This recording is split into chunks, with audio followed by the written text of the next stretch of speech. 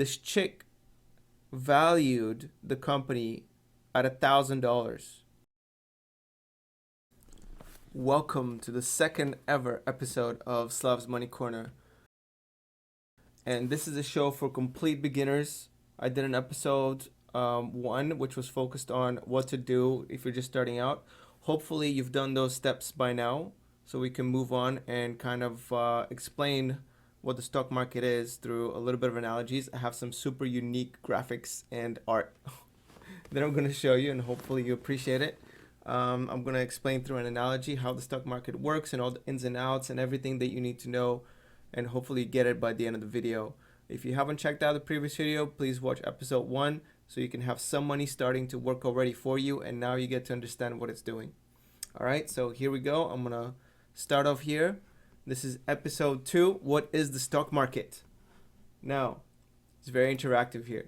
Alright, now the stock market has been around since Roman times. It's been a very long time since its invention.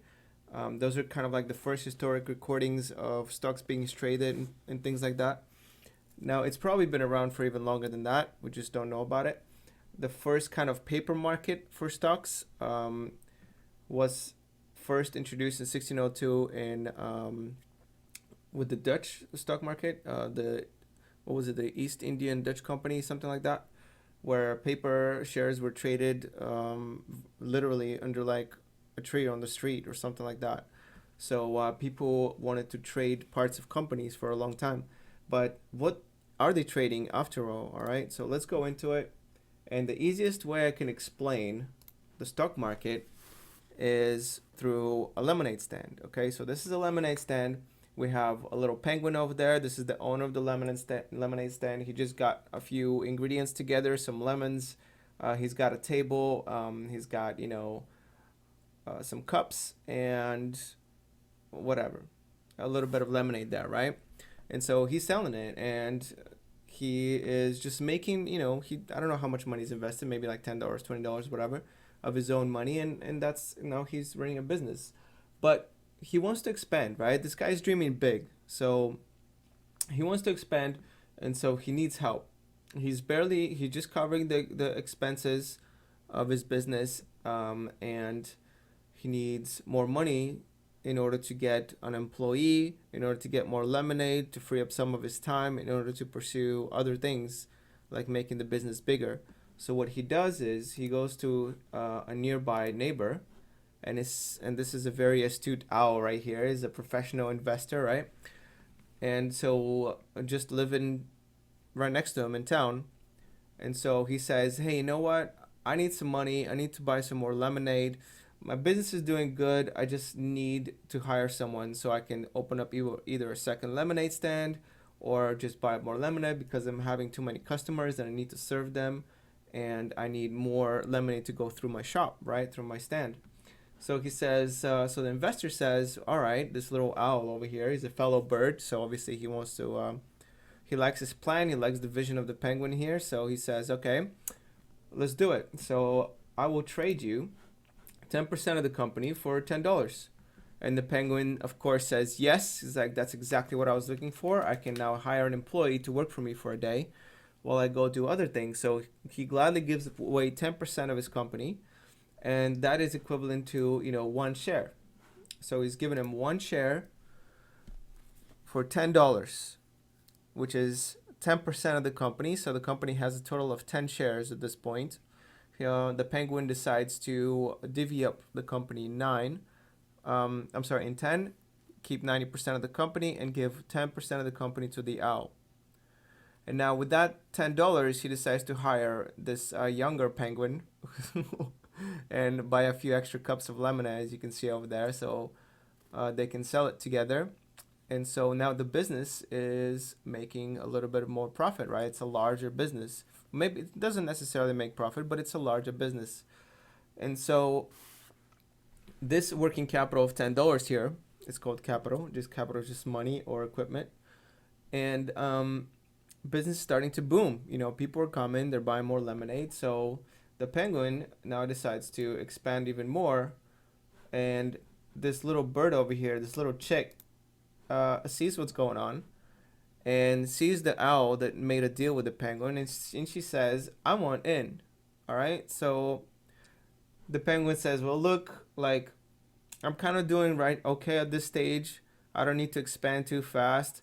But the chick says, you know what? I'm willing to pay more for. I also want 10%. I'm willing to pay more for that part of the company, for 1/10 of the company, because I just see a really bright future here, and I want to invest in you. And so the penguin says, well, okay, fine, I'll give you 10%, but if I'm going to give another 10% of the company, I better go big.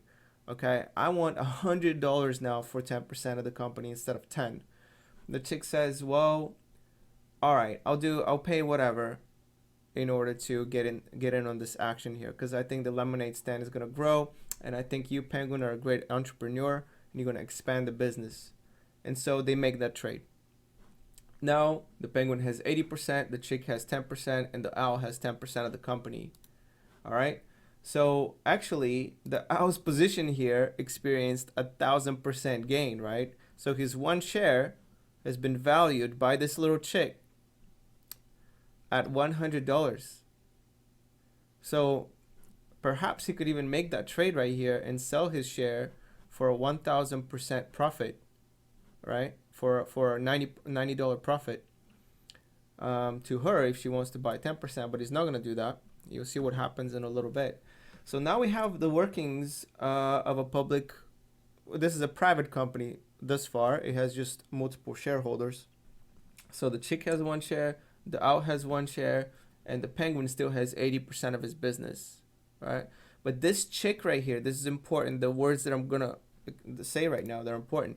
This chick valued the company at $1,000, whereas the owl before her valued the company at $100 by exchanging 10% for $10. The chick now upped the ante, right? This can be considered in real life like the second round of financing for a private company. We'll get to the public market, don't worry, in a second. So that's the terminology, that's the official terminology here. So the owl was the first round of funding for this business, and now here comes the second round of funding this chick, and she bumped up the valuation of the business to $1,000. So let's see what happens next. All right, we'll do a little recap here. We have the penguin still holds 80% of the company. He's got 8 shares that are worth right now, based on this last round of funding here by this chick, $800, right? So you could say his business is worth 1,000, and he's got 80%. He's got 8 shares, which are worth $800 altogether. The owl owes 10%, one share worth $100 of value, and so does the chick. So let's move on. Now the penguin is finally ready to expand. Okay, he's got a couple of little workers over there. He's got probably multiple stands, and he's ready to go to the public market. Okay, so the public market is basically an auction. All right. So that's the way it works. It's like you take your shares of the company, however many you want to put out. In this case, he's going to put out 3 shares, and you just offer them at an auction for anybody to buy. That's why it's called the public market. Now, the act of doing this is going to make your company a public company. All right. The act of doing this, the act of offering these 3 shares, he wants to keep 50% of the company, so he offers 3 extra shares. He has 8. He wants to offer 3. The act of doing this is called an initial public offering.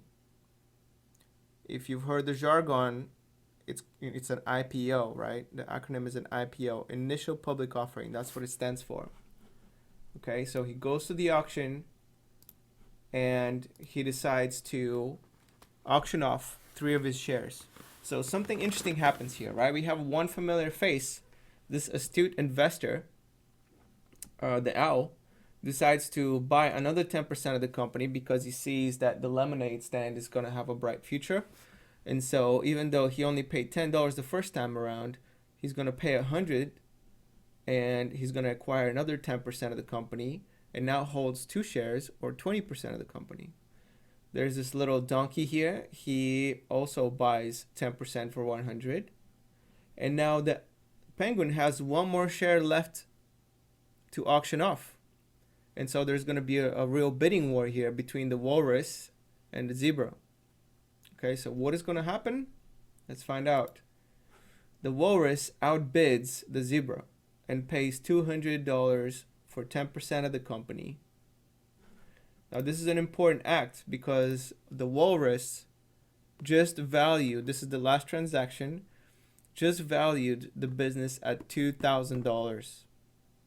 It's very important. So this is the current price, right? This is the market price of the company, of the lemonade stand company, of the Penguin, is now valued at $2,000 because of this walrus, right? He's willing to bid up that much money to get 10% of the company.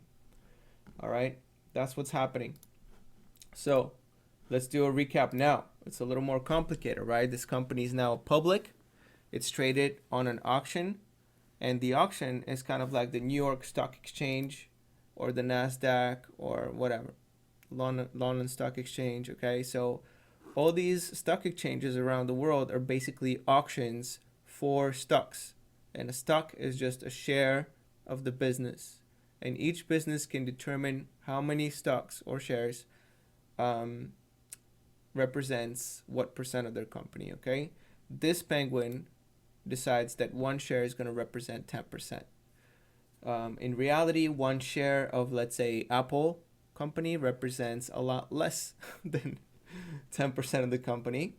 Okay, it's a very, very, very small fraction of the company, right? So you're paying up like $250, $300 to buy like 0.0000001% or something like that of the company. Okay, so let's do a little recap here. So we have the original business owner who now has 50% of the company.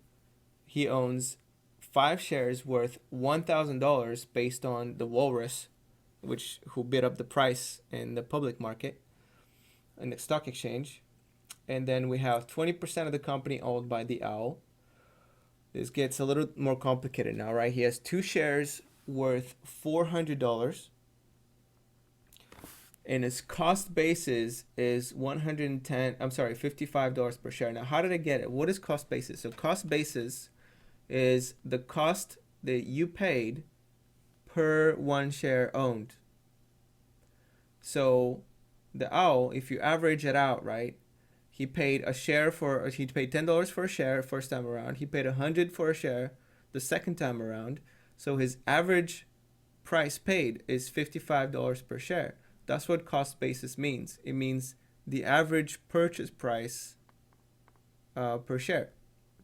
So the owl got in at $55 per share so far. That's his cost basis.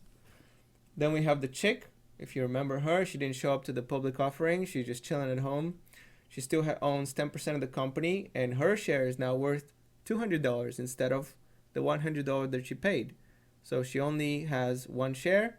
She bought it for $100, so her cost basis is $100. So she's got 100% profit right now. Mr. Donkey over here also owns 10% of the company. He got it in the IPO, in the initial public offering, if you remember. He was quick on the trigger, and he got that price of $100, the same one that the chick got and the owl got on the second time around. And of course, the walrus, who was bidding with the zebra, he won the auction, and he is, sorry, my heater over here. He won the auction, so between the zebra, and now he's got one share worth $200 and a cost base of $200, and he's sitting at no gain, basically, right? That's what the value of the company is right now. He owns 10% of a $2,000 company, but he's not that happy, and you'll see why he's not that happy in a minute. So he's not happy because the owl, you can't see it over here, but the owl says it's time to sell. He wants to cash out of this position. He's sitting at some pretty good profits right now, and he wants to really make some moves out here. So he decides to sell his position. So he goes to the stock exchange again, or the auction house, and he says, "Hey, anybody wanna buy my shares?" And of course, the walrus thinks it's the greatest company ever, but little does he know, the company is in quote unquote a bubble. It's a little too hot right now. So anyway, so he buys that share. He buys one share from the owl worth $200, and then he's kind of out of cash, so he doesn't have any more to buy. So what happens next is the chick agrees to buy the second share, but if you see here, she only pays 100. Why? Well, because there was not enough quote unquote liquidity out there. There's not enough buyers. The walrus is out of cash. The donkey is just chilling. The original business owner, he's busy running his business. He's fine. He doesn't want to buy or sell any more of his shares. And so there's not a lot of buyers out there. And the chick doesn't want to pay 200 for the second share that the owl owns.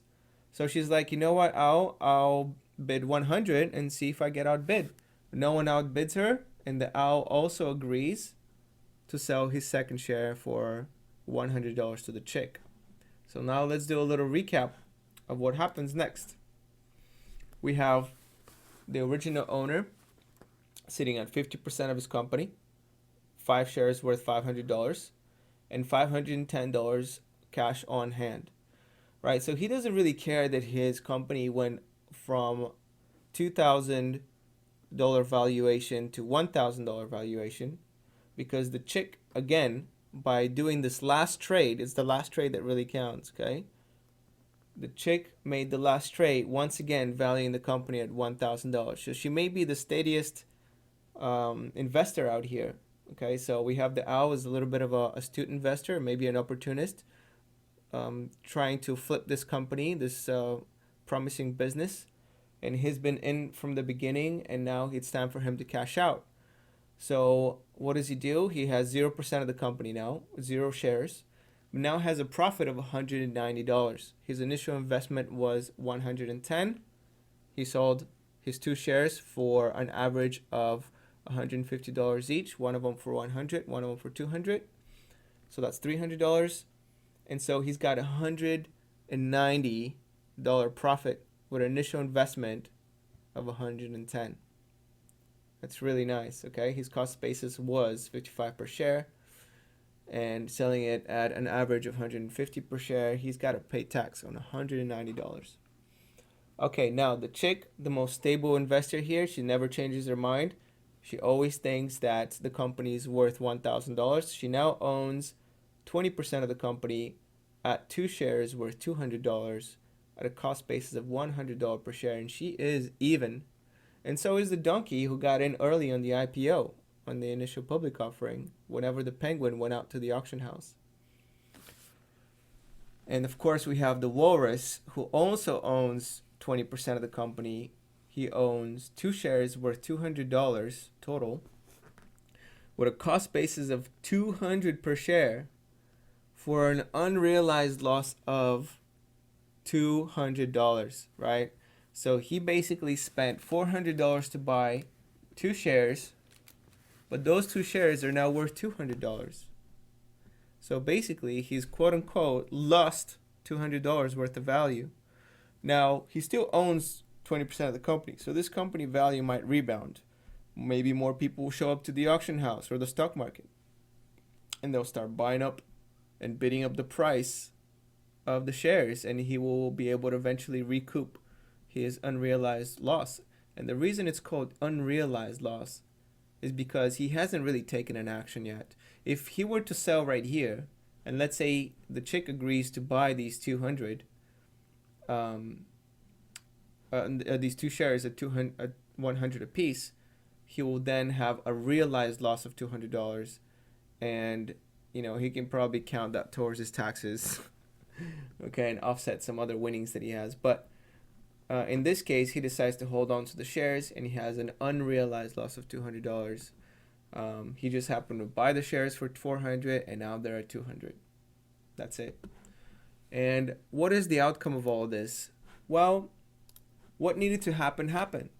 The penguin still keeps 50% of his company, and now he has $510 to operate his business. I mean, that's quite a bit. He can open up more lemonade stands. He can hire more employees. and he can really turn over some huge profits if business goes well and he's good at managing it, and if he just turns out to be a great entrepreneur. The owl is out. He's collected his profits. Now his current investors are just the chick, the donkey, and the walrus. The walrus really wants him to do well because he's losing money. The chick, she's just chilling. She probably believes in this guy and knows he's not gonna maybe make a ton of money right away, but good entrepreneur, and his business looks pretty solid. So she's just hanging in there, and so is the donkey, who didn't have an opportunity to get in at the private placements that happened between the owl and the chick early on, but he got in at the IPO really early, and so he's sitting at par right now. Also thinking that the penguin's going to make some moves. All right, so that's how the stock market works. The auction house is basically a stock exchange. That's what they refer to as the markets over there at Wall Street. Now, you can buy yourself many of these lemonade stand companies or other companies at the New York Stock Exchange at these auction houses, one of them being in New York there, the NYSE. You can buy parts of companies that produce light bulbs, that produce iPhones. You can buy parts of companies that run internet operations like Google. You can buy, parts of Johnson & Johnson, McDonald's, all these companies, all right? Oil companies, mining companies, all kinds of companies you can buy shares of. And really, you have to make sure that they have a really solid entrepreneur, it's a really solid management team. That's why these guys get paid a lot, right? If this penguin didn't have what it takes, didn't know how to operate these $510 and just blows it, this whole company could go down to zero, right?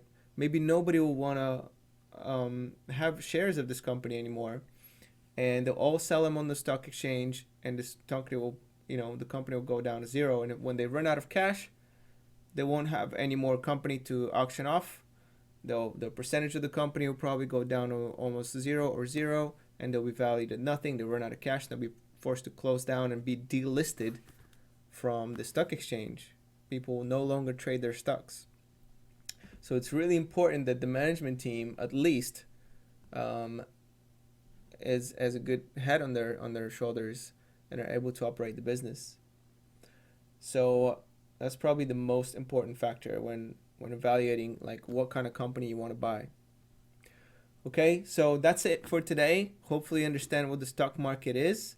When people refer to, one last thing I'll leave you with, when people refer to buying the market, they just mean that you buy an index of a bunch of these companies, usually the best performing or largest companies on a specific stock exchange.